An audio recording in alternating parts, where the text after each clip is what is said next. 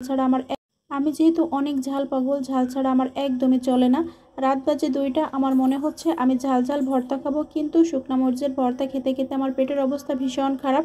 তখন মনে হলো শুকনা মরিচের ঝালটা তো একদমই খাওয়া যাবে না, তো কী করা যায়, কিছু তো একটা করতেই হবে। তখন মনে হলো আমার ফ্রিজে তো জিহা যে কাঁচা মরিচটা আছে বেশি ঝাল ওইটা আছে, আমি ওইটা দিয়েই তো ভর্তা করে খেতে পারি।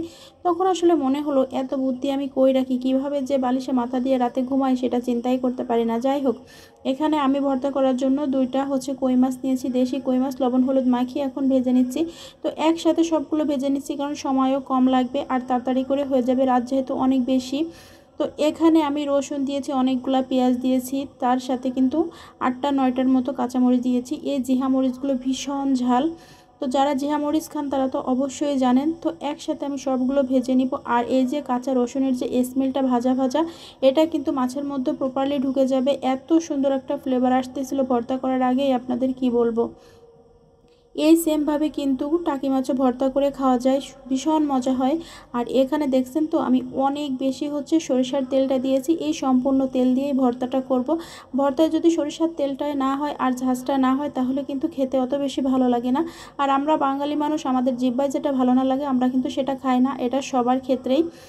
তো যাই হোক, এই যে আমার কিন্তু সম্পূর্ণ ভেজে নেওয়া হয়ে গেছে। এখান থেকে যে এত সুন্দর একটা স্মেল আসতেছিল আপনাদের কি বলবো, যেহেতু এখানে সব কিছু ভাজা, কাঁচামরিচ ভাজা, কিন্তু সুন্দর একটা স্মেল আসে। তারপরে রসুন পেঁয়াজ এখন সুন্দর করে আমি ভেজে নেব। আর এই মাছগুলো কিন্তু আমি একদম কড়া করে ভাজিনি, উপরটা কড়া ভাজা হয়েছে কিন্তু ভিতরটা কিন্তু একটু জুসিনেস আছে। এখন সুন্দর করে বেটে নিতে হবে, আমি কিন্তু কোনো কাটা বা কোনো কিছুই ফালাইনি, এটা সুন্দর করে বেটে নিব। যেহেতু আমার হাতে একটা মেশিন আছে, তো বেটে তো নিতেই হবে। এখন আমি সুন্দর করে বেটে নিয়েছি, এখানে কিন্তু কোনো কাটা আস্তই থাকবে না, বেটে নেওয়ার কারণে কিন্তু সম্পূর্ণ কাটাগুলো গুঁড়ো গুঁড়ো হয়ে যাবে। তারপরে আমি সব কিছু একসাথে দিয়ে বেটে নেব। কিন্তু দুঃখের বিষয় আজকে আমার কাছে ধনিয়া পাতাটা ছিল না, এজন্য আমি ধনিয়া পাতাটা দিতে পারি নাই।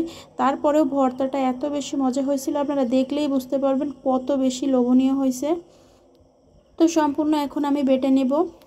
চাইলে আপনারা ব্লেন্ডারেও করতে পারেন, কিন্তু আমার কাছে মনে হয় হাতে এভাবে ভর্তা করলে বেশি মজা হয়। আর আমি তো সবসময় শিলপাটায় মশলা বেটে রান্নাও করি, ভর্তাও করি। যে কোনো কাজ কষ্ট করে করলে কিন্তু সেই জিনিসটা বেশি ভালো হয়। তো দেখুন আমার কিন্তু ভর্তাটা প্রায় হয়ে গেছে, আর একদম মিহি করে বেটে নিব। যেহেতু কই মাছে একটু কাটা থাকে, তো কোনো রকম কাটা যেন না থাকে, গলায় আটকালে আবার আর একটা সমস্যায় পড়ব।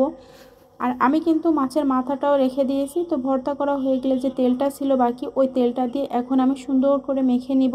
তারপরে আরও একটু তেল ছিল, ওইটা আমি বাটির উপরে দিয়ে দিব। তো ভর্তাটা হয়ে গেছে, এই ভর্তাটা আমি একা খেয়ে শেষ করছি।